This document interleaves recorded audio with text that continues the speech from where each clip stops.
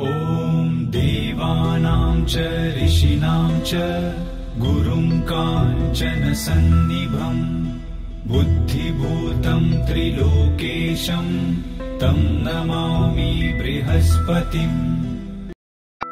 ॐ देवानां च ऋषीणां च गुरुं काञ्चन सन्निभम् बुद्धिभूतं त्रिलोकेशं तं नमामि बृहस्पतिम्।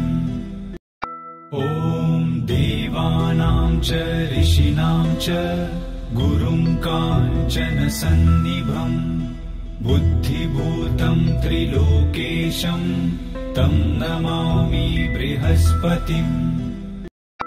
ॐ देवानां च ऋषीणां च गुरुं काञ्चन सन्निभम् बुद्धिभूतं त्रिलोकेशं तं नमामि बृहस्पतिम्।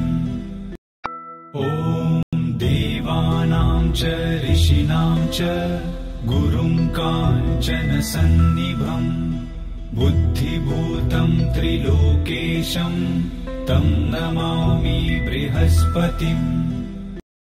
ॐ देवानां च ऋषीणां च गुरुं काञ्चन सन्निभम् बुद्धिभूतं त्रिलोकेशं तं नमामि बृहस्पतिम्। ॐ देवानां च ऋषीणां च गुरुं काञ्चन सन्निभम् बुद्धिभूतं त्रिलोकेशं तं नमामि बृहस्पतिम्।